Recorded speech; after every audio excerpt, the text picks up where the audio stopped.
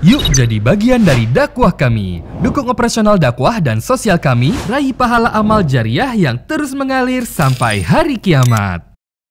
Assalamualaikum warahmatullahi wabarakatuh. Alhamdulillah. Wassalatu wassalamu ala rasulillah. Segala puji dan puja kehadirat Allah subhanahu wa ta'ala, juga salawat dan taslim kepada Nabi besar Muhammad sallallahu alaihi wa ala alihi wa sahbihi wasallam. Saudaraku seiman, di awal pertemuan kita di hari Rabu siang hari ini, semoga Allah subhanahu wa ta'ala memanjangkan umur kita di atas ketaatan kepadanya, selalu dalam keadaan kesempurnaan iman, ilmu dan amal saleh, serta diselamatkan dari segala macam pelanggaran, maksiat dan dosa. Dan juga semoga Allah subhanahu wa ta'ala menerima seluruh amal-amal saleh yang pernah kita kerjakan, yang sedang kita kerjakan, yang akan kita kerjakan sampai menjelang ajal datang nanti dengan pahala yang sempurna. Dan semoga saja semua dosa-dosa, kecil ataupun besar, sengaja tidak sengaja, semoga Allah subhanahu wa ta'ala maafkan dengan kemahamurahannya, bahkan diganti menjadi pahala dengan kemahabesarannya. Sebagaimana Allah sebutkan dalam surah Al-Furqan, ulaika alladziina yubaddilullahu sayyi'atihim hasanat. Mereka adalah orang-orang yang telah Allah selamatkan atau ganti dosa-dosa mereka menjadi pahala. Dan selalu kita doakan agar persatuan kita, kesatuan dan kemerdekaan kita, ketenteraman, kedamaian dan kesejahteraan selalu Allah SWT jaga. Allah jaga negeri kita dari segala macam mara bahaya, dari gempa bumi, dari bencana alam dan apapun itu yang memang merupakan peringatan dari Allah Subhanahu wa taala. Semoga Allah maafkan siapapun yang telah melakukan kesalahan dan akhirnya menyelamatkan kita dari segala macam mara bahaya tersebut. Dan Allah subhanahu wa ta'ala memberikan petunjuk dan hidayah para pemimpin untuk menjalankan tugas dan amanah dengan baik. Allah selalu pandu mereka dengan hidayah dari sisinya, dengan iman dan ilmu. Serta juga menjadikan masyarakat negeri kita masyarakat yang selalu gotong royong dengan pemerintah, bersatu dan juga sama-sama mempertahankan persatuan dan kesatuan juga kemerdekaan kita. Dan semoga saja Allah subhanahu wa ta'ala juga menolong saudara-saudara kita di Palestina, secara khusus Gaza dan Rafah. Semoga Allah ikhlaskan niat mereka, terima para syuhada mereka, mudahkan Islam di tangan mereka dan tangan kita semua. Dan semoga Allah ikut sertakan kita bersama mereka di pahala, baik dengan doa, dengan harta, juga dengan jiwa kita. Dan semoga Allah subhanahu wa ta'ala yang maha pemurah menyatukan kita semua di surga firdausnya tanpa hisab, sebagaimana disatukan dalam majlis ilmu yang mulia ini. Allahumma amin. Baik teman-teman sekalian, seperti biasa di Rabu siang hari kita akan melanjutkan bahasan bedah buku Riyadhus Shalihin yang ditulis oleh Imam Nawawi rahimahullah, dan kita akan masuk sekarang di kitab yang baru, kitab keutamaan-keutamaan. Tepatnya kitab ke-8 ya. Dan dalam kitab keutamaan-keutamaan ini, di bab pertamanya itu adalah bab keutamaan membaca Al-Quran. Dan ini kalau kita urut dari awal belajar, bab ke nomor 180. Dan alhamdulillah kita sekarang berada di halaman 667 untuk buku Riyadhus Shalihin ini. Baik teman-teman sekalian, kita akan mulai bab pertama dalam kitab keutamaan-keutamaan ini atau fadail. Itu yaitu bab nomor 180 dari awal belajar. Ini bab pertama dalam kitab nomor 8 ini, bab keutamaan membaca Al-Quran. Sebelum kita jauh teman-teman sekalian membahas dan menyebutkan hadis-hadis tentang keutamaan membaca Al-Quran, kita perlu garis bawahi dulu. Al-Quran ini adalah kalamullah, perkataan Allah subhanahu wa ta'ala, sang raja, sang pencipta, yang telah menciptakan kita dan seluruh alam semesta ini. Terjangkau atau tidak terjangkau oleh mata kita. Dia adalah petunjuk untuk manusia, bukan cuma untuk orang-orang beriman, tapi semua manusia bisa mengambil petunjuk dari Al-Quran. Kitab yang suci, kitab yang tidak akan pernah ada kebatilan, tidak akan pernah sesuatu yang salah, ada salah di dalamnya. Semuanya berisikan informasi yang bermanfaat bagi manusia. Baik tentang umat-umat sebelum kita, apapun yang terjadi pada mereka yang beriman dan juga yang kafir, yang beriman yang selamat, yang kafir yang binasa. Dan bagaimana juga yang harus kita lakukan dalam keseharian kita. Apa yang boleh kita nikmati dari makanan, minuman, pakaian, tempat tinggal, transportasi. Yang membuat roda kita hidup berputar. Dan apapun yang tidak bisa kita nikmati. Biasa dikenal dengan halal dan haram. Dan juga informasi tentang masa akan datang. Tentang tanda-tanda hari kiamat. Tentang tentang surga dan neraka. Tentang alam barzah. Ya. Semua rinci. Kemudian juga ada tentang ilmu pengetahuan ya, tentang ilmu alam ya, dijelaskan tentang masalah kita disuruh menelusuri dan mempelajari alam semesta ini, bumi, bahkan ke dalam diri kita sendiri. Anatomi manusia pun Allah SWT mengatakan wa fi anfusikum afala tubsirun, pada diri kalian tidakkah kalian lihat itu. Dan cukup banyak hal-hal yang bisa kita ambil faedah dan bisa menjadi dasar pondasi dalam mengembangkan teori-teori ilmiah tentunya. Dan itu sudah tidak asing di kalangan para kaum muslimin dan lahirnya para ilmuwan-ilmuwan besar juga dari kalangan muslimin di abad-abad awal-awal itu pertengahan, tepatnya pertengahan Hijriah di fase kerajaan Islam berkembang sampai ke Spanyol tentunya. Jadi kitab ini teman-teman bukan kitab sembarangan, bukan sebuah kitab atau buku bestseller dari seorang profesor atau seorang penulis yang terkenal. Tapi ini langsung dari sang pencipta Allah subhanahu wa ta'ala. Maka jadikan betul-betul Al-Quran ini sebagai pedoman hidup kita. Selalu baca, terutama kalau kita orang Indonesia karena belum ngerti bahasa Arab, kita dengan terjemahannya. Kemudian tadabburi, renungi makna-maknanya, ambil hukum-hukumnya, dihafal ayat-ayatnya, dan diterapkan dalam sholat, dalam aktivitas sehari-hari tentunya. Nah itu yang kita perlu titik beratkan di awal pembukaan kita. Dan Al-Quran artinya memang kitab yang dibaca, ya kitab yang dibaca. Baik, kita akan masuk hadis pertama teman-teman sekalian dalam bab yang keutamaan Al-Quran ini adalah hadis nomor 998 dari awal belajar. Berbunyi dari Abu Umamah radhiyallahu anhu, beliau berkata, saya mendengar Rasulullah sallallahu alaihi wasallam bersabda, Iqra'ul Qur'ana fa innahu ya'ti yaumal qiyamati syafi'an li ashabihi. Bacalah Al-Quran itu, rutinkan baca, ulang-ulangi bacaannya. Karena sesungguhnya Al-Quran itu akan datang pada hari kiamat sebagai pemberi syafaat bagi para pembacanya. Sebagai pemberi syafaat bagi para pembacanya. Hadis ini diriwayatkan oleh Imam Muslim. Dari hadis ini teman-teman sekalian kita ambil pelajaran. Yang pertama adanya perintah untuk selalu membaca Al-Quran. Karena di sini ada perintah menggunakan fi'lul amr, kata perintah dari Nabi SAW. Iqra'u, bacalah kalian. Ya, dari bahasa dari kosakata qara'a yaqra'u, ya fi'lul madhinya yang sudah berlalunya qara'a, kemudian mudhari'nya yang sedang terjadi itu adalah mudhari'nya yaqra'u, kemudian ada perintah atau fi'lul amr iqra'. Maka di sini dikatakan iqra'u, bacalah. Di sini kalau ada perintah seperti ini berlaku terus-menerus. Misalnya, teman-teman sudah baca Al-Quran nih tadi. Tetap perintah iqra'u diperintahkan lagi. Maksudnya baca lagi setiap ada kesempatan. Bukan berarti sehari sekali kita baca. Tapi setiap ada kesempatan iqra'u, baca. Selalu baca, ulang-ulangi. Ya. Dan Al-Quran memiliki minimal 4 hak dari kita. Yang pertama membacanya, ngerti nggak ngerti artinya, kita baca dan dianjurkan berurut. Misalnya dari surah nomor 1 Al-Fatihah, surah nomor 2 Al-Baqarah, surah nomor 3 Al-Imran, surah nomor 4 An-Nisa, surah nomor 5 Al-Ma'idah, surah nomor 6 Al-An'am, nomor 7 Al-A'raf, nomor 8 Al-Anfal, terus begitu, nomor 9 At-Taubah, nomor 10 Yunus, terus berlanjut gitu kan. Kita membaca surah-surah ini secara berurut sampai surah nomor 114 yaitu surah An-Nas. Kemudian kita ulangi lagi. Itu yang pertama. Yang kedua, teman-teman sekalian, ya, ini yang pertama tadi. Yang kedua adalah bagaimana kita mentadabburi isi ayat-ayatnya. Maksudnya merenungi makna-maknanya, mempelajari isi kandungannya, ya. Sehingga bukan hanya sekedar berlalu begitu saja. Nah, di sini Anda tidak harus berurut seperti poin yang pertama. Tidak harus Anda baca dari Al-Fatihah sampai An-Nas. Dari surah nomor 1 sampai surah nomor 114. Tapi boleh Anda pilih surah yang paling menarik buat Anda. Lalu kemudian Anda mulai masuk dan membaca. Misalnya Anda mau tahu tentang hewan-hewan dalam Al-Quran. Ada surah Al-Baqarah, sapi betina. Ada surah An-Nahl, surah lebah ya. Ada surah An-Naml, semut. Ya. Ada Al-Fil, gajah, misal. Ya.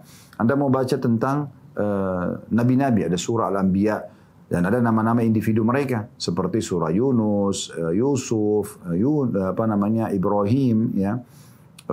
Kemudian ada surah Muhammad, surah Hud, ya, alaihi wassalatu wassalam, surah Nuh, ini semua nama-nama nabi-nabi tersebut. Atau Anda mau baca tentang wanita, misalnya ada surah An-Nisa, ya, ada surah Maryam misalnya. Anda mau baca tentang keluarga, Al-Imran, surah nomor 3, keluarganya Imran. Imran adalah ayahnya Maryam alaihi wassalatu wassalam, keluarga Imran yang sangat masyhur dengan kesolehannya misalnya. Dan seterusnya, ya. Anda bisa memilih surah-surah yang menarik buat Anda, lalu Anda mulai tadabburi ayat-ayatnya. Maksudnya baca ayatnya, baca terjemahannya. Ya, kalau bisa baca tafsirnya itu bagus. Dan Anda tahu juga sebab nuzul atau sebab turunnya ayat. Kemudian yang ketiga, teman-teman sekalian, adalah kita menghafal ayat-ayatnya. Menghafal. Yang paling dasar tentu Al-Fatihah, tidak mungkin tidak boleh tidak menghafalnya, karena itu dasar sekali dan itu bagian daripada rukun solat, ya. Kita membaca Al-Fatihah. Kalau tidak tanpa baca Al-Fatihah batal solatnya, kan gitu. Terutama kalau solat sendiri, ya. Kalau solat berjamaah masih khilaf diantara ulama tentang solat jahar atau solat ngerasin suara. subuh, maghrib dan isya. Ada pendapat yang mengatakan kalau imam sudah baca, maka makmum sudah terhitung membacanya. Ada juga pendapat yang mengatakan ini disebutkan Imam Ahmad, Imam Malik, Imam Abu Hanifah dan Imam Syafi'i mengatakan tidak, tetap harus baca walaupun imam sudah membacanya. Ini khilaf. Tetapi selain daripada sholat ini seperti sholat berjamaah tapi kecilin suara kayak duhur sama asar. Kemudian sholat sunnah ini wajib membacanya. Kemudian tambah dengan surah-surah lain. Ya mungkin sudah sering kita dibuat hafal oleh orang tua kita, atau diperintahkan untuk hafal beberapa surah-surah pendek, itu bagus. Tapi coba tambahkan dan terus tingkatkan ya jumlahnya, baik itu kualitas bacaan ataupun kuantitas hafalannya. Yang keempat terakhir adalah bagaimana mengamalkan isi Al-Quran, mempraktikkan apa yang telah diperintahkan sebagai syariat atau peraturan dari Allah Subhanahu wa Ta'ala.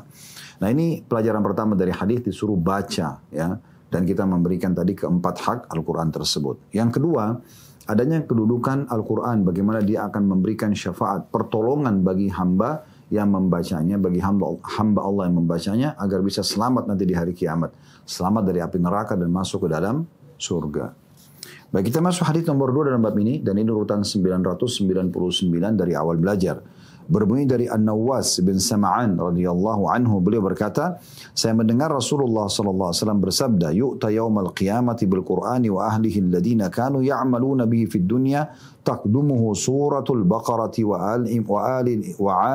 ali Imran tuhajjani an sahibihima. Saya ulangi ya. Yu'ta yawmal qiyamati bil Qur'ani wa ahlihi alladhina kanu ya'maluna bihi fid dunya taqdumuhu suratul Baqarati wa ali Imran tuhajjani an sahibihima. Terjemahnya Al-Quran dan ahlinya, maksudnya yang suka membacanya, gitu kan? Yaitu orang-orang yang mengamalkannya di dunia akan didatangkan pada hari kiamat dan akan didahului oleh surah Al-Baqarah dan surah Al-Imran. Keduanya akan membela orang yang mengamalkannya. Diriwayatkan oleh Imam Muslim. Ada footnote nomor 659 di bawah, yaitu orang-orang yang membaca dan mengamalkan kedua surah tersebut. Baik, dari hadis ini teman-teman sekalian, kita ambil pelajaran. Yang pertama, bahwasanya nanti pada hari kiamat Al-Quran akan datang dalam bentuk wujud. Ya, seperti apa kita tidak tahu. Tapi dia akan datang dan dia akan memberikan pertolongan ya, bagi pembacanya. Jadi di sini berarti menandakan dia akan datang dan betul-betul memberikan pertolongan sebagaimana hadis sebelumnya. Syafaat itu pertolongan. Dia memohon kepada Allah Subhanahu wa Ta'ala untuk menolong orang ini agar lolos masuk ke dalam surga dan juga ya dia selamat dari api neraka. Atau dia bisa menjadi penyebab meningkatnya ya derajat di surga, meningkat ya. Misalnya tadinya dia cuma dapat berapa tingkatan, level berapa misalnya, atau level keberapa dari surga, dia bisa naik karena membaca dan menghafal Al-Quran. Sebagaimana ada hadis yang lain, mungkin nanti akan disebutkan juga ya, tentang masalah nanti ahli Al-Quran, khilaf di antara ulama yang sering membaca, ada yang mengatakan yang menghafalnya. Itu akan disuruh baca pada hari kiamat sebagaimana dia baca di dunia, lalu kemudian setiap satu ayat diangkat satu derajat. Ya, sampai sebagian ulama mengatakan anak tangga dan derajat surga itu adalah sejumlah ayat Al-Quran. Sehingga dia baca sampai dia menyelesaikannya, maka dikatakan kedudukanmu adalah akhir ayat yang kamu baca. Jadi kalau Anda cuma hafal beberapa surah misalnya, Anda cuma naik beberapa titik saja. Nah seperti itulah. Kemudian pelajaran yang kedua, kedudukan dua surah yang mulia, Al-Baqarah dan Al-Imran. Keduanya ini akan menjadi ya pemimpin surah-surah yang lain dari Al-Quran yang akan menolong membaca pembacanya gitu ya, dan pengamalnya. Ya, mungkin sebagian orang menganggap Al-Baqarah sekitar 286 ayat. Kemudian Al-Imran misalnya 200 ayat. Panjang sekali. Itu pikirannya ya, pikiran dia. Sehingga akhirnya dia belum memulainya sudah merasa berat duluan. Padahal sebenarnya kalau dia enjoy saja, dia baca ayat, dengan dia baca terjemahannya, itu ilmu pengetahuan, informasi. Terlebih lagi dijanjikan per satu hurufnya satu pahala. Dan satu pahala ini dilipat gandakan menjadi 10 kali lipat. Dan Nabi SAW mengatakan, saya tidak mengatakan alif, lam, mim satu huruf. Awal potongan surah Al-Baqarah misalnya ya. Tapi saya mengatakan alif satu huruf berarti 10 pahala. Mim satu huruf, lam satu huruf berarti 20 pahala, dan lam satu huruf berarti 30 pahala. Berarti alif, lam, mim 30 pahala. Itu besar sekali pahala. Luar biasa gitu yang bisa didapatkan. Ya, kalau kita baca Al-Fatihah saja. Alhamdulillahi Rabbil Alamin. Alhamdu alif lam ha mim dal. Baru alhamdu sudah 50 pahala. Lillah ada tasydid di atas. Kalau tasydid itu berarti double huruf. Ya. Berarti lillah itu 3 lamnya, 1 haknya. Berarti 40. Alhamdu tadi 50, lillah 40 berarti 90. Ya. Rabbi ada tasydid lagi, itu berarti asal katanya robabah, 2 baknya karena ada tasydidnya, berarti 30. Kalau tadi kita gabung 90 tambah 30, itu berarti 120. Alamin, alif, lam, ain, alif, lam, mim, ya, nun, itu 8. Berarti 80 pahala. Berarti alhamdulillah Rabbil Alamin 200 pahala. Ini bukan main-main ini. Ya, berapa banyak pahala yang bisa kita dapatkan dengan mengulang-ulangi bacaan Al-Quran. Itu luar biasa. Apa sulitnya Anda kalau lagi milih belanjaan di toko, di supermarket, lagi di jalan, sambil ngulangin surah yang Anda hafal saja. Atau Anda dengarkan di mobil, di kendaraan Anda, ayat Al-Quran. Dan kami selalu sarankan, ingat pesan ini ya, dengar dengan terjemahannya. Dengar dengan terjemahannya. Karena ini sangat bermanfaat. Anda jadi tahu apa pesan yang diinginkan oleh Allah Subhanahu Wa Taala. Sehingga Anda dapat pahala setiap hurufnya. Dan juga dapat informasi, ya, ilmu yang Allah SWT perintahkan kita untuk pelajari. Tapi kalau Anda cuma dengar tilawahnya saja, dapat pahalanya saja. Tapi Anda tidak ngerti apa yang sedang dipesankan. Sayang sekali kan kita. Nah kemudian selanjutnya, yang kita baca adalah hadis nomor 1000. Ya. Yaitu kedudukan Al-Baqarah dan Al-Imran. Kita masuk hadis nomor urutan 1000 dari awal belajar. Ini berarti kita sudah pelajari secara urut ya.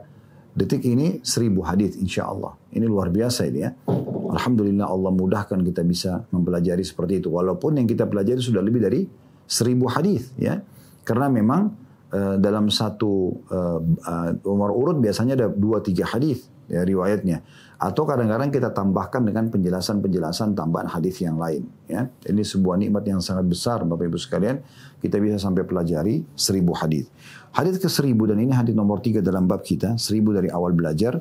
Berbunyi dari Uthman bin Affan radhiyallahu anhu, beliau berkata, Rasulullah sallallahu alaihi wasallam bersabda, khairukum man ta'allama al-Qur'ana wa 'allamah.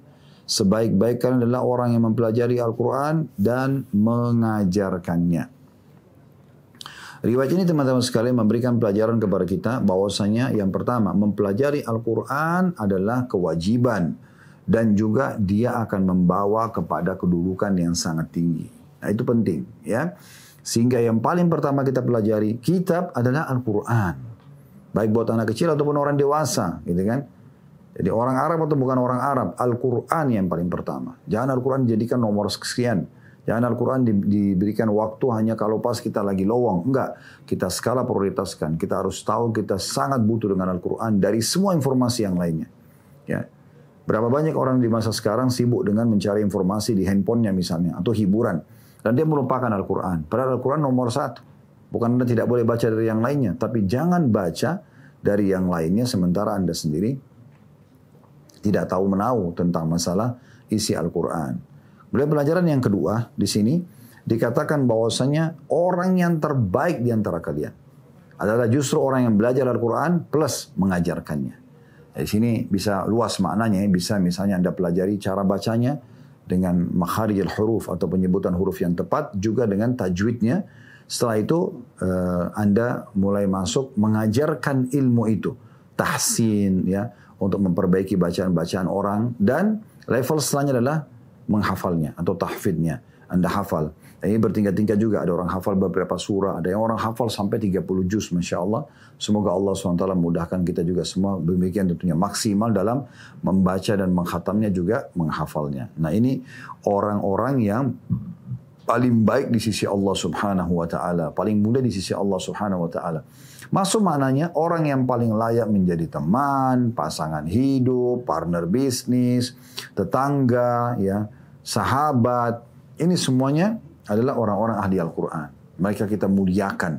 Dan memang kita jadikan mereka sebagai skala prioritas dalam semua tadi pilihan-pilihan kita. Nah ini yang dimaksud dengan orang terbaik di antara kalian. Ya, tapi di sini juga perlu diingatkan ya.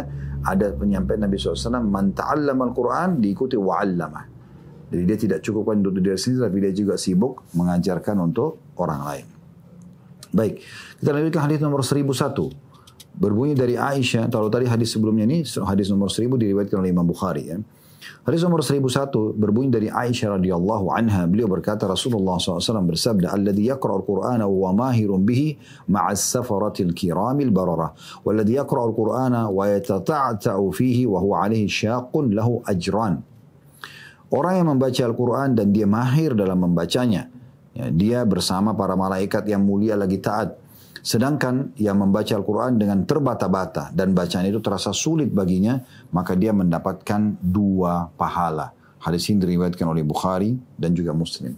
Ada footnote di situ nomor 660 bagi yang pegang bukunya ya, menjelaskan tentang makna daripada dan dia mahir dalam membaca Al-Quran. Mahir maksudnya bagus dan lancar bacaannya sesuai dengan yang seharusnya, tidak rancu dan tidak terputus. Sementara makna as-safara adalah malaikat yang diutus kepada Rasul alaihi wassalatu wassalam.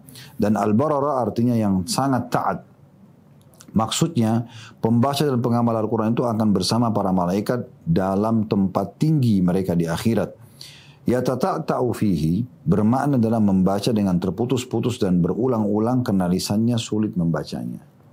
Baik, hadis ini teman-teman sekalian memberikan pelajaran kita, langsung saja ambil faedahnya ya. Faedah mutiara ilmu yang luar biasa ini. Yang pertama adalah adanya perintah untuk menguasai bacaan Quran maksimal. Jadi mulai dari makharijul huruf, ingat itu penting sekali, itu dasar sekali. Bagaimana membedakan antara sa, ya, alif, ba, ta, sa, lidah ditekan ke atas dan seakan-akan mengeluarkan angin ya, sa. Kemudian bagaimana membedakannya dengan yang datang setelahnya zal, ya. Kemudian bagaimana membedakan dengan zai ya. Idza zulzilatil ardu zilzalaha. Zalnya idza ya. Kalau zainya zulzila ya. Jadi ini dibedakan. Bedakan sama sin ya. Sama shin. Idza syamsu ya. Shinnya pakai angin, sinnya tidak pakai angin. Idza syamsu kuwirat misalnya. Dibedakan juga dengan dha zalimin ya, ini beda. Jadi jangan semua dipukul rata karena ini mirip-mirip. Tha, zal, zai, sin, shin, dha, ini beda. Harus bisa dipelajari dan harus benar-benar mahir gitu ya. Kemudian juga sama membedakan antara mana alif, mana ain. Alif, ain ya. Alhamdulillahi Rabbil Alamin. Alamin artinya segala puji dan puja bagi Allah Tuhan alam semesta. Kalau anda ganti ainnya menjadi alif, anda mengatakan Alhamdulillahi Rabbil Alamin. Alamin sakit artinya. Alamin alam semesta. Ini berbeda makna. Ya. Jadi jangan sampai anda ubah makna ini. Kemudian juga membedakan mana ha, mana kha, mana ha. Ini 3 hal yang berbeda. Ha, Ar-Rahmanir Rahim. Ya. Alhamdulillah. Alhamdulillah Ar-Rahmanir Rahim. Beda dengan khalidina fiha ya. Beda dengan ha ya. Ihdina siratal mustaqim. Ini beda ya. Kita harus bisa bedakan. Kalau anda baca Alhamdulillah dengan benar, berarti segala puji dan puja kehadirat Allah. Kalau anda baca ganti ha Alhamdulillah, ini bisa bermakna kematian ya. Ini mengubah makna. Anda juga harus bedakan mana ta, mana to. Ta sama to ya, beda. Ta itu beda tilka dengan to ya. Ini beda penyebutannya. Jadi harus dibedakan. To itu lebih fasih, lebih jelas lagi. Juga tentu Anda masih bisa membedakan yang lain-lain seperti kaf sama qaf ya, beda. Ya, kaf ini sama qaf, ini beda penyebutannya ya. Ini juga harus bisa dibedakan. Jangan sampai kita samaratakan semuanya ya. Jadi penyebutan huruf hijaiyah ini penting sekali untuk dikuasai sehingga Anda tidak salah dalam penyebutannya. Kemudian juga Anda masuk ke masalah tajwidnya ya. Mana gunna, iklab, ikhfa ya. Itu semuanya dipelajari satu persatu. Tentu ini butuh kelas sendiri kalau mau dibahas ya. Saya tidak akan masuk ke masalah bahasan tajwidnya. Tapi saya cuma memberikan gambaran, ini harusnya Anda pelajari semuanya. Karena harus Anda tahu mana iklab, mana gunna, mana bila gunna, mana ikhfa, ya, mana iklab. Ini semua harus diketahui ya. Dan itu tidak sulit untuk mempelajarinya.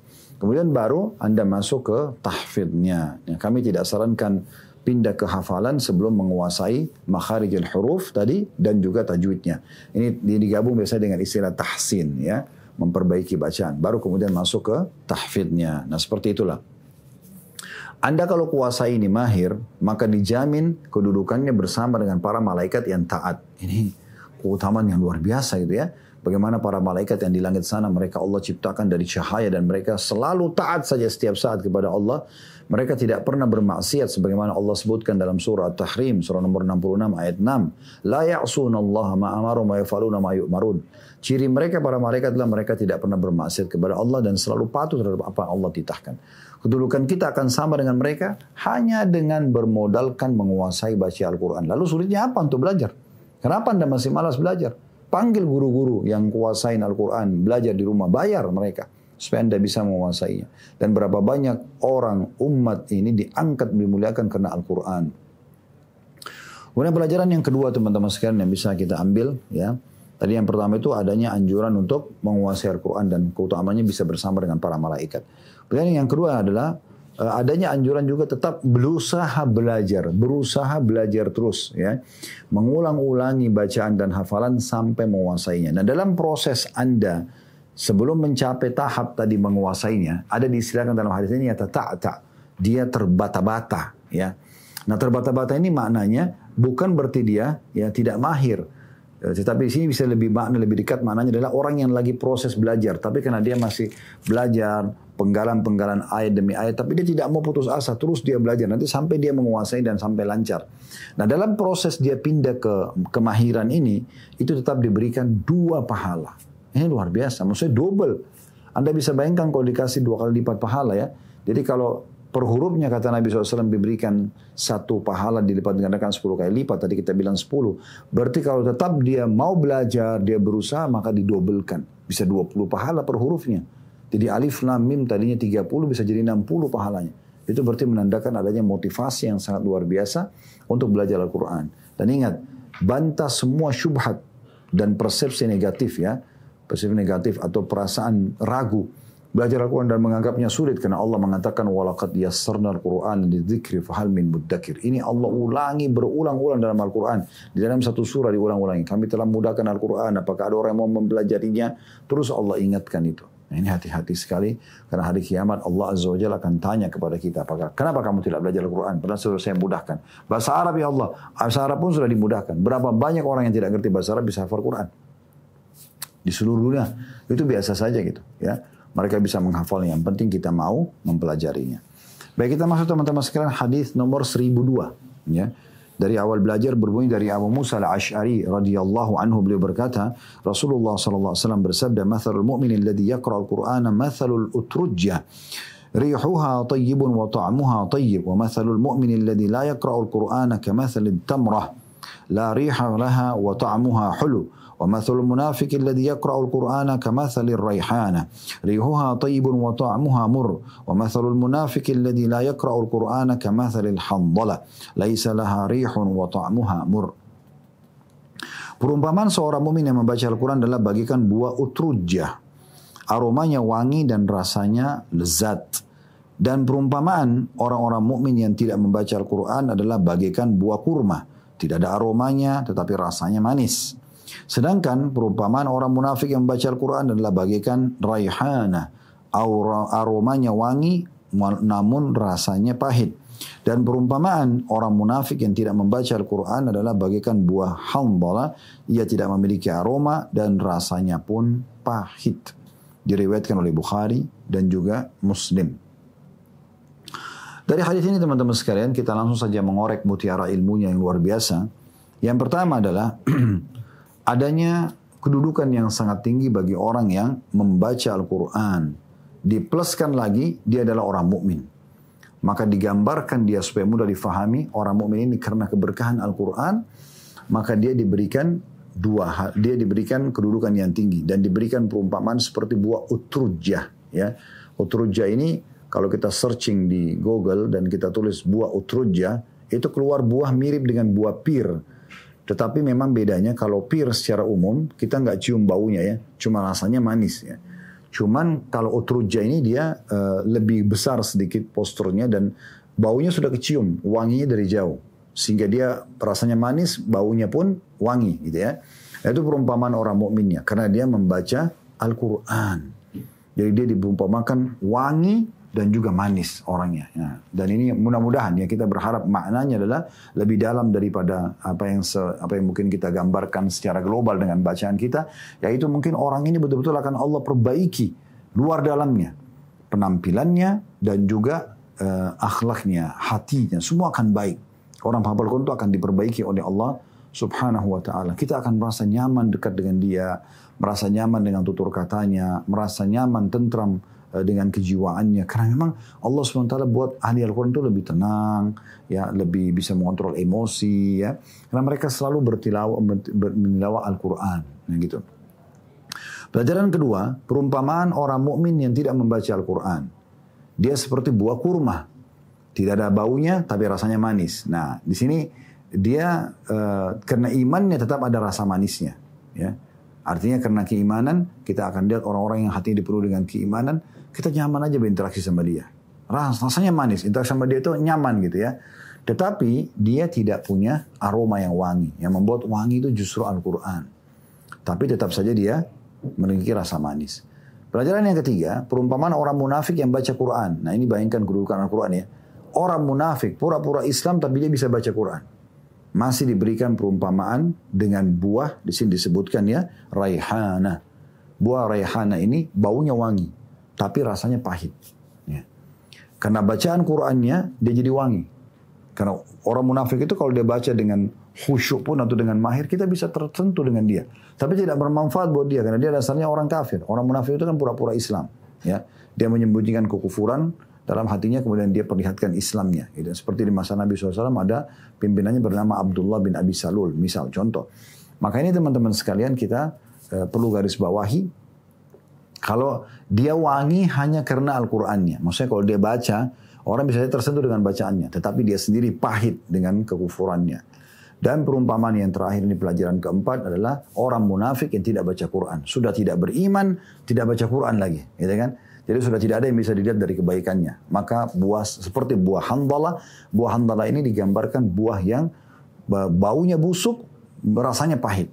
Berkumpullah dua hal itu. Ya, buah apapun yang Anda lihat, ya, baunya tidak enak dan kalau dicoba juga pahit, maka itulah perumpamaan orang munafik. Ya, sudah munafik dan tidak baca Quran, maka berkumpul padanya keburukan-keburukan tersebut. Ya, semoga Allah jadikan kita golongan pertama saja, yaitu orang mukmin menggabungkan dengan suka membaca Al-Quran. Allahumma amin.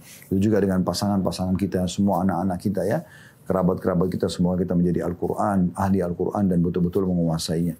Dan saya sarankan teman-teman jadikan bagian daripada doa kita, ya Allah, jadikanlah aku dan keluarga aku sebagai ahli Al-Quran, baik itu dari sisi bacaannya, ya, dari sisi indahnya suaranya, dari sisi tadabbur, dari sisi penghafalan dan mengamalkannya. Hadis nomor 1003 dalam bab yang sama berbunyi dari Umar bin Khattab radhiyallahu anhu bahwa Nabi sallallahu alaihi wasallam bersabda, "Inna Allah yarfa'u bihadzal kitabi aqwaman wa yada'u bihi akharin." Terjemahannya, sesungguhnya dengan Al-Quran ini Allah mengangkat derajat beberapa kaum dan merendahkan beberapa kaum yang lainnya. Diriwayatkan oleh Imam Muslim. Hadis ini memberikan pelajaran kepada kita dua. Yang pertama adalah Allah subhanahu wa ta'ala akan memuliakan satu komunitas. Dari individu sampai komunitas. Keluarganya kah, lingkungannya kah, bahkan satu negara pun. Ya, satu wilayah kekuasaan pun dengan Al-Quran. Maksudnya mereka tadi memberikan haknya. Membacanya dengan mahir. Mentadaburi isi-isinya. Ya, menghafal dan mengamalkan isi Al-Quran. Maka ini adalah kaum yang akan, komunitas yang Allah akan muliakan. Makin banyak hafal Quran, makin banyak mengamalkannya, maka makin keberkahan diberikan kepada komunitas tersebut. Jadi ini berarti adanya motivasi untuk selalu berinteraksi dengan Al-Quran. Dan sudah kita jelaskan tadi di awal pembukaan kita, teman-teman sekalian, jangan cuman sekedar kapan punya waktu bawa Al-Quran. Dan kita harus anggap ini adalah buku yang paling pertama harus aku baca, aku ajarkan kepada keluargaku dan juga aku praktikkan dalam kehidupan sehari-hari. Gitu ya. Kemudian pelajaran yang kedua, juga adanya orang-orang komunitas yang dihinakan oleh Allah dengan Al-Quran. Maksudnya karena mereka meninggalkannya. Mereka tidak membacanya, mereka tidak mengetahui isinya, apalagi sampai menghafal dan mempraktikkan itu lebih jauh lagi. Tidak penting bagi mereka. Ya. Sayang sekali ada sebagian orang, subhanallah, mungkin dia sudah ikut di pengajian. tapi kalau kita tes bacaan Qur'annya salah. Ini sayang sekali, gitu kan? Harusnya dia betul-betul peduli dengan Al-Quran ini. Dia peduli, dia benar-benar ingin bagaimana Al-Quran itu dipelajari dan diterapkan dalam kehidupannya. Dan ini penting sekali teman-teman sekalian. Ini penting sekali. Nah ini dua pelajaran yang bisa diambil nomor hadis 1003. Ya, mohon maaf sebentar.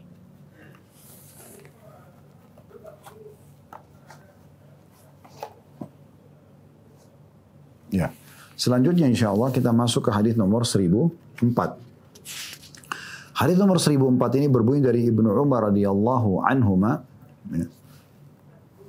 Berbunyi dari Ibnu Umar radhiyallahu anhuma dari Nabi SAW beliau bersabda, "La hasada illa fi ithnatain.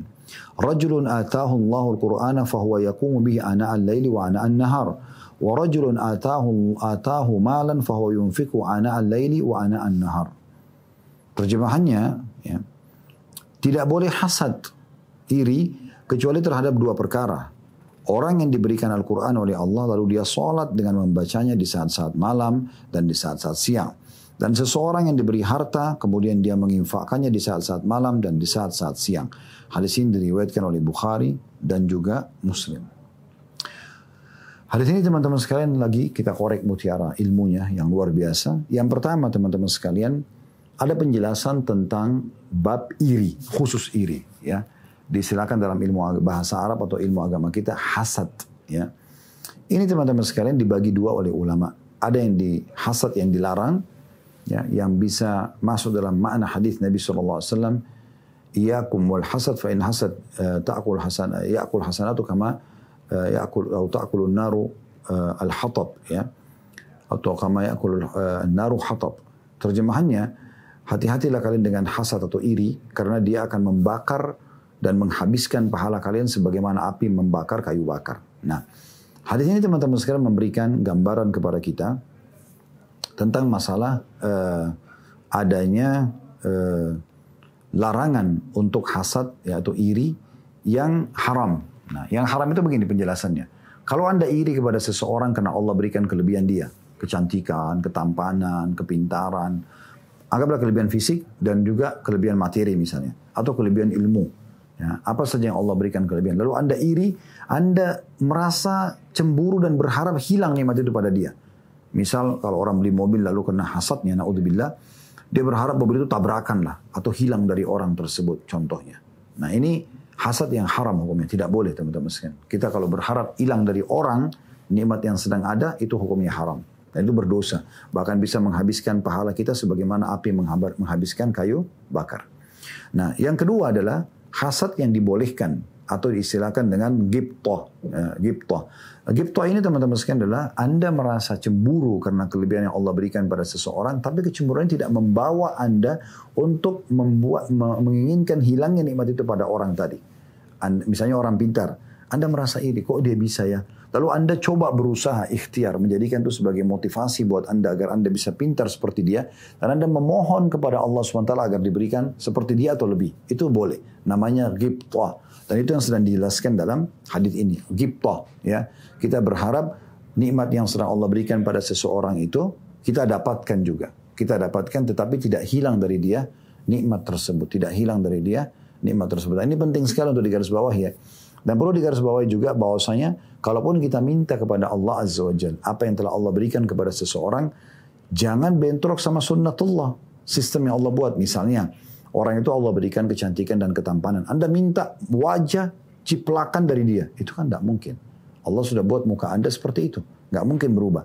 Tapi Anda bisa minta, ya Allah berikanlah aku kecerahan, kecantikan, ketampanan. Walaupun mungkin di mata orang atau di mata Anda punya kekurangan. Tapi Anda minta sama Allah. Bukan mustahil. Allah SWT bisa saja dengan model yang sama, tapi Allah cerahkan, Allah berikan orang nyaman melihatnya, itu bukan mustahil. Ya, itu bisa. Nah, seperti itulah cara pembandingan antara hasad yang dilarang dan ghibthah yang dibolehkan.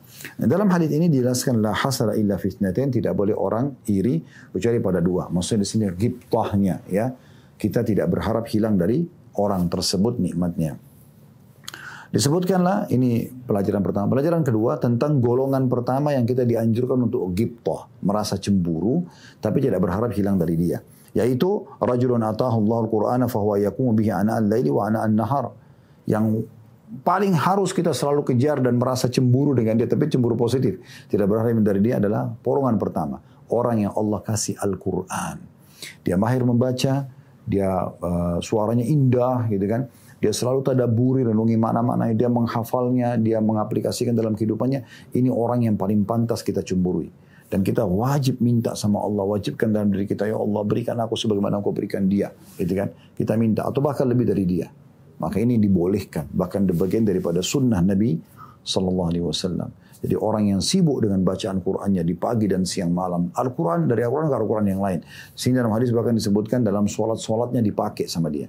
Dan memang cara yang paling efektif untuk membuat hafalan itu kokoh dan tidak hilang adalah mengulangi dalam sholat. Anda kan punya sholat sunnah sebelum subuh ada 2 rakaat, ada sholat subuhnya 2 rakaat, ada sholat duha dari 2 rakaat sampai tidak ada batasnya, bisa 4, bisa 8, bisa 12. Ya.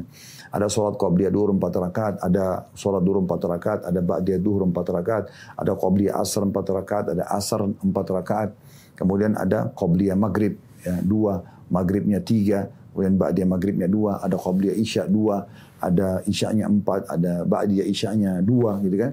Kita belum bicara tahiyat masjid, sholat taubat, sholat wudu ya. Ini banyak sekali sholat-sholat yang Anda bisa mengulang-ulangi. Anda bisa bayangkan kalau Anda punya hafalan beberapa surah, di setiap satu rakaat Anda beda-bedakan bacaannya. Itu kan luar biasa itu. Berapa banyak surah yang bisa Anda muraja hari ini. Hari ini Anda baca surah yang berbeda, dari tadi sholat qabliyah subuh sampai ba'diyah isya. Besok Anda baca lagi surah yang berbeda. Lusa lagi Anda baca surah yang berbeda misalnya. Itu kan bisa saja Anda mengulangi sekian banyak surah. Dan Al-Quran cuma memiliki sekitar 114 surah. Artinya banyak sekali peluang kita untuk menambah hafalan-hafalan kita.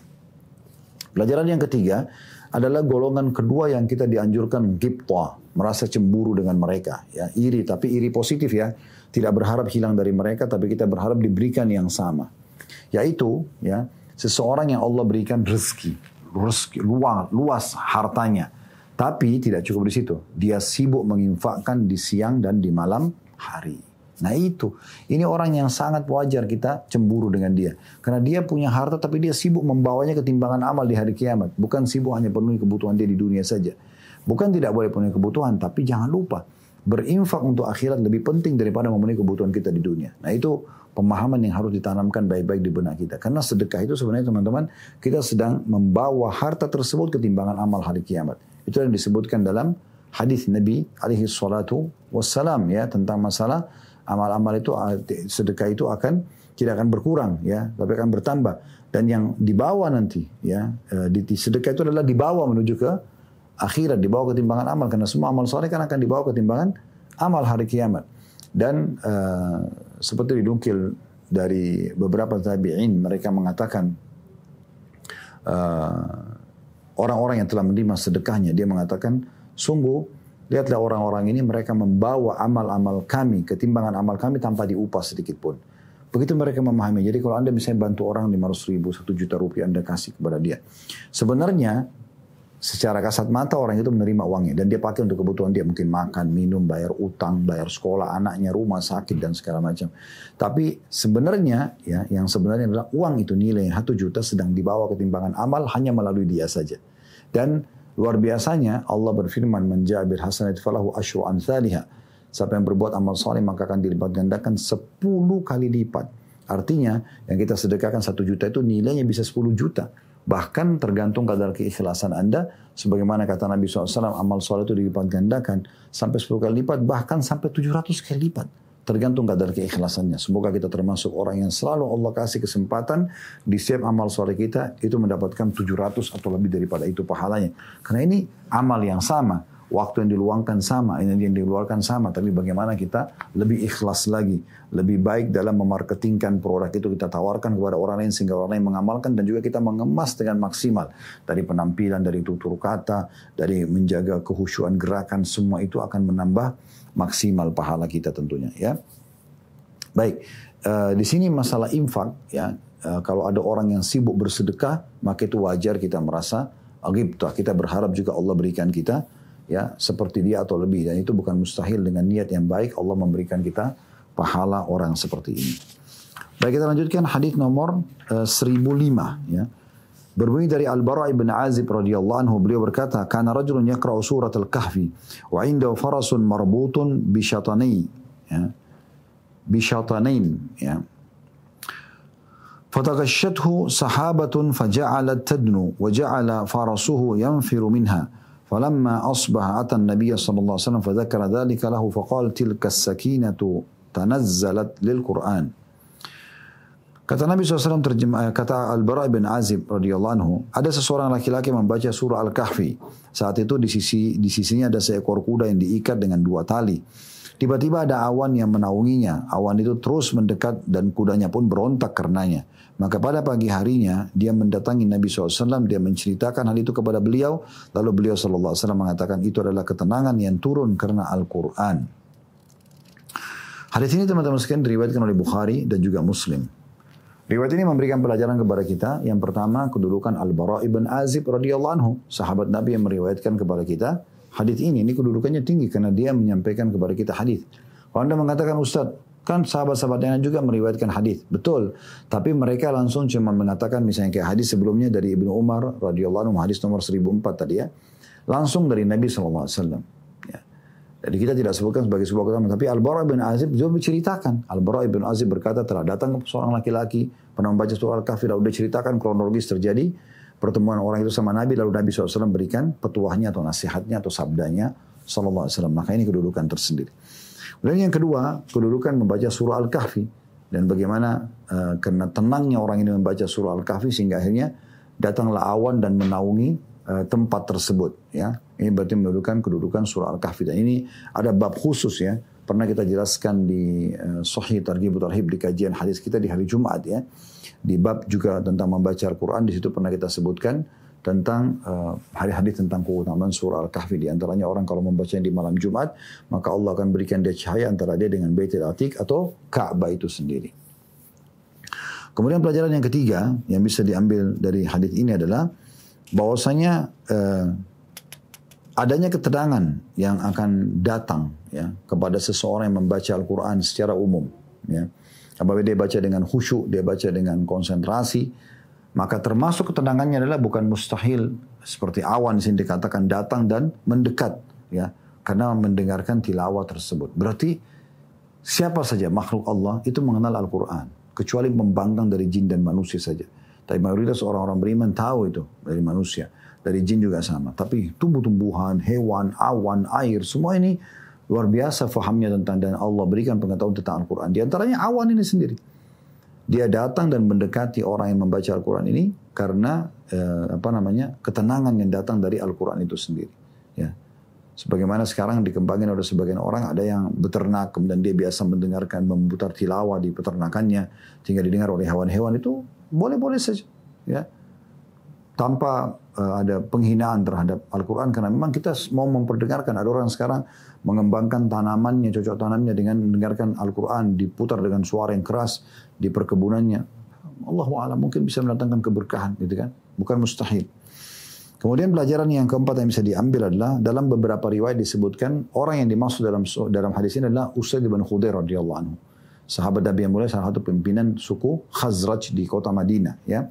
Ini sudah pernah kita jelaskan serial Tabligh Akbar beliau, dan hadis ini sebenarnya lebih fokus kepada beliau pada saat beliau pernah baca Al-Quran di malam hari, dan dalam beberapa riwayat adalah beliau melihat ada cahaya putih yang menembus langit, dan beliau waktu pagi hari menanyakan kepada Nabi SAW, Nabi mengatakan itu malaikat yang datang mendengarkan bacaanmu. Andai saja engkau meneruskan bacaanmu sampai terbit matahari, maka sungguh penduduk Madinah akan melihat malaikat tanpa ada pembatas lagi dengan mata mereka. Gitu kan? Berarti malaikat pun datang mendengarkan tilawah Al-Quran itu, saking tingginya dan besarnya, agungnya kedudukan Al-Quran itu. Pelajaran kelima yang bisa diambil adalah pentingnya seseorang bertanya hukum kepada orang yang mengetahui hukum. Seperti di sini dia bertanya kepada Nabi SAW, apa sebenarnya yang terjadi? Ya, maka Nabi menjelaskan awan itu mendekat justru karena ketenangan yang didapatkan dari Al-Quran. Baik, kita lanjutkan teman-teman sekalian. Tersisa 3 buah hadis dalam bab kita. Insya Allah kita coba selesaikan, ya. Yaitu yang hadis nomor 1006, ya. Berbunyi dari Ibnu Mas'ud radhiyallahu anhu, beliau berkata, Rasulullah SAW bersabda, "Man qara'a harfan min kitabillah falahu hasanah wal hasanatu bi asyri amsalha, la aqulu alif lam mim harf, walakin alifun harfun wa lamun harfun wa mimun harf." Barang siapa yang baca satu huruf dari kitab Allah Al-Quran, maka dia akan mendapatkan satu kebaikan atau satu pahala. Sedangkan satu kebaikan atau satu pahala itu akan dilipat gandakan menjadi 10 kali lipat. Aku tidak mengatakan alif lam mim satu huruf, tapi alif satu huruf, lam satu dan mim satu huruf. Diriwayatkan oleh Tirmidzi dan beliau mengatakan hadis ini hasan sahih. Hadis ini teman-teman sekalian memberikan gambaran kepada kita tentang masalah keutamaan Al-Quran sendiri. Dan saking besarnya keutamaan sampai-sampai ya setiap hurufnya dinilai 10 pahala. Tadi sudah disebutkan, satu pahala lipat gandakan menjadi 10 kali lipat. Dan Nabi rincikan lagi, saya tidak katakan alif satu huruf, alif lam mim satu huruf, tapi alif satu huruf, lam satu dan mim satu huruf. Ini sudah kita jelaskan juga tadi penjelasannya di awal pertemuan kita. Ya. Jadi dari hadis ini kita ambil satu mutiara pelajaran, yaitu bagaimana keutamaan Al-Quran dan saking besarnya keutamanya sampai dan motivasi yang besar untuk membacanya sampai dijanjikan per hurufnya 10 pahala. Dua buah hadis terakhir dalam bab kita, nomor 1007. Dari Ibnu Abbas radhiyallahu anhu, beliau berkata, Rasulullah SAW bersabda, "Innal ladzi laisa fi jawfi syai'in minal Qur'ani kal baitil kharib." Sesungguhnya orang yang dalam hatinya tidak terdapat sedikit pun dari Al-Quran, maka itu bagaikan rumah yang kosong. Diriwayatkan oleh Tirmidzi dan beliau mengatakan hadis hasan sahih. Dari hadis ini teman-teman sekalian diambil pelajaran yang pertama adalah pentingnya untuk selalu membaca Al-Quran dan memasukkannya ke dalam hati kita. Ya, karena ini penting sekali ya untuk selalu membaca. Dan saya bilang tadi di awal hadis kita dalam bab ini ya nomor 998 tadi ya, itu bagaimana Nabi SAW mengatakan ikra'u, baca. Berarti perintah ini berlaku setiap kali habis baca nih. Setelah selesai kita baca Al-Quran, masih berlaku, harus ikra' lagi, baca lagi. Jadi terus menerus, non-stop. Gitu kan. Jadi setiap waktu kita lowongkan untuk membaca Al-Quran, karena selalu disuruh baca. Gitu. Apalagi orang yang belum pernah baca sama sekali. Itu ditegur. Ya.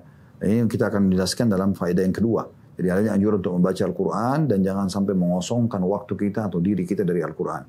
Pelajaran kedua adalah orang yang tidak sama sekali dalam hatinya ada Al-Quran, sama sekali nggak mau tahu Al-Quran, tidak tahu bacaannya, tidak tahu artinya, apalagi sampai membaca, menghafal dan mengamalkannya. Maka ini sama dengan rumah yang kosong. Makna lainnya kharib adalah rusak. Ya. Jadi hampa. Tidak ada apa-apa dalamnya. Walaupun itu dipenuhi dengan lagu, penuhi dengan cinta atau apalah. Itu omong kosong semuanya. Ya. Tanpa Al-Quran berarti tidak ada nilainya. Al-Quran lah yang akan menenteramkan hati, akan membentuk karakter, ya, akan membuat penampilan juga akhirnya jadi lebih bawah. Nah semua itu dari Al-Qurannya. Hadis terakhir teman-teman sekalian yang kita pelajari pada kesempatan ini nomor 1008. Ya. Dari Abdullah bin Amr bin As radhiyallahu anhuma, Abdullah dan Amr bin As dua-duanya anak dan ayah sahabat, kita mengatakan radhiyallahu anhuma, dari Nabi sallallahu alaihi wasallam beliau bersabda, yuqalu li sahibil Qur'an iqra' wartaqi warattil kama kunta turattilu fid dunya fa inna manzilaka 'inda akhir ayatin taqra'uha. Akan dikatakan kepada ahli Al-Quran, bacalah, naiklah dan bacalah dengan tartil sebagaimana engkau membacanya secara tartil di dunia. Sesungguhnya kedudukanmu adalah pada akhir ayat yang engkau baca. Diriwayatkan oleh Abu Dawud, Tirmidzi dan dikatakan hadis ini hadis hasan sahih. Dari hadis ini teman-teman sekalian kita mengambil pelajaran. Yang pertama, kedudukan orang yang suka membaca Al-Quran. Dan sini khilaf di antara ulama, apakah hadis yang dimaksud adalah orang yang rutin membaca atau harus orang yang menghafalnya, gitu kan? Yang pendapat mengatakan membaca ini lebih umum. Artinya siapapun yang baca Al-Quran dia dapat keutamaan yang dijanjikan di sini. Atau dia harus menghafalnya baru dia mendapatkan keutamaan daripada hadis ini, kan gitu. Ini khilaf antara ulama. Ya kita berharap tentunya ya, mudah-mudahan membaca pun bisa mendapatkannya. Karena kalau membaca umumnya kaum muslim bisa, tapi kalau menghafalnya belum tentu semuanya mengamalkannya. Tapi semoga Allah mudahkan, gitu ya. Pelajaran kedua dari hadis adalah kedudukan yang sangat tinggi didapat karena per satu ayatnya diangkat 1 derajat. Hari kiamat nanti sebelum masuk ke dalam surga disuruh baca, sebagaimana dulu dia baca di dunia. Maka 1 ayat 1 ya derajat. Sebagian ulama tadi saya sempat singgung di awal pertemuan kita, kalau Ada di antara mereka yang berpendapat derajat surga itu sesuai dengan jumlah ayat Al-Quran. Sehingga orang yang menghafalnya atau membacanya sampai habis, maka dia akan sampai pada derajat yang tertinggi. Pelajaran ketiga adalah pentingnya untuk mentartilkan Al-Quran. Tartil ini maksudnya baca dengan pelan. Hafalan pun kalau diulangi dengan pelan. Tidak ada yang diburu, tidak ada tergesa-gesa. Ya. Allah mengatakan kepada Nabi Muhammad SAW, warattilil Qur'ana tartila, dan tartilkanlah Al-Quran dengan benar-benar rapi, ya, dengan tenang. Anda juga kalau baca dengan tenang, berikan haknya masing-masing. Ada saatnya berhenti. Alhamdulillahi Rabbil Alamin, berhenti. Ar-Rahmanir Rahim, berhenti. Maliki Yaumiddin, berhenti. Iyyaka na'budu wa iyyaka nasta'in, berhenti, ya kan? Ihdinas siratal mustaqim siratal ladzina an'amta 'alaihim ghairil maghdubi 'alaihim waladdallin. Anda memberikan haknya semua, gitu kan? Kalaupun Anda harus berhenti, ya, Anda berhenti di titik yang sudah ada perintahnya, ya. Ini bagian daripada hal yang harusnya diperhatikan tentunya, ya. Nah seperti itu kurang lebih gampang. Itu tartil berarti kita baca dengan baik. Karena nanti akan diberikan kedudukan yang tinggi pada hari kiamat nanti. Insya Allah kedepannya teman-teman sekalian kita akan lanjutkan di bab nomor 181. Bab perintah menjaga hafalan Al-Quran dan peringatan dari melalaikannya dengan cara sengaja. Dan juga kita tentunya tidak, nanti kedepannya kena di bab nomor 181 hanya ada 2 buah hadis. Kita akan lanjutkan di bab 182 juga, ya. Beberapa hadis berhubungan dengan masalah bab anjuran membaguskan suara ketika membaca Al-Quran dan meminta orang yang bagus suaranya membaca Al-Quran dan mendengarkan bacaannya. Nanti akan kita bahas insya Allah panjang lebar pada pertemuan akan datang. Baik teman-teman sekalian, ini bahasan kita. Mungkin tidak semua pertanyaan bisa dijawab karena melihat waktu juga. Saya mengajak teman-teman untuk partisipasi bersama kami mendukung channel dakwah ini tentunya di YouTube dengan subscribe, like dan juga loncengnya. Saya juga mengajak teman-teman mungkin di TikTok, di Instagram, di Facebook untuk mengikuti dengan tata cara media Anda masing-masing dan bisa Anda sebarluaskan. Terutama kami izinkan semua yang sudah kami angkat di media kami resmi sudah melalui proses edit. Anda silahkan untuk ambil dan Anda sebarluaskan. Begitu juga dengan jalur-jalur ceramah kami tentunya ada flyernya Anda bisa selalu sebarkan hampir setiap hari ada jadwal ceramah Anda sebarkan, siapa tahu subhanallah ada beberapa orang yang Anda kenal bisa hadir juga bersama-sama. Kami juga diamanakan sedekah kreatif yayasan sosial yang bisa Anda bisa Anda berbakti, bisa Anda bersedekah di situ dan akhirnya Anda bisa bertambah bakti Anda kepada Allah Subhanahu wa taala. Anda bisa lihat website kami atau medsos kami sedekah kreatif dengan berbagai macam programnya. Kami juga punya amanah travel, haji dan umrah, Uhud Tour yang Anda bisa bergabung bersama kami. Anda bisa hubungi Uhud Tour, ya. Anda bisa lihat di Instagram kami, yang bisa lihat nomor call center juga insya Allah tidak asing, nomor itu bisa didapatkan. Dan tentunya ada kegiatan lain yang bisa Anda partisipasi bersama kami. Kami punya website Ta'aruf Islami Mawaddah. Kami juga punya penerbitan buku Pusaka Ibnu Zaid yang Anda bisa partisipasi bersama-sama kami tentunya. Untuk lebih lanjut Anda bisa tanya call center kami nanti. Buat saya teman-teman sekalian, kalau ada benar dari Allah, kalau ada salah dari saya mohon dimaafkan. Subhanakallah wa bihamdika asyhadu an la ilaha illa anta astaghfiruka wa atubu ilaik. Wassalamualaikum warahmatullahi wabarakatuh.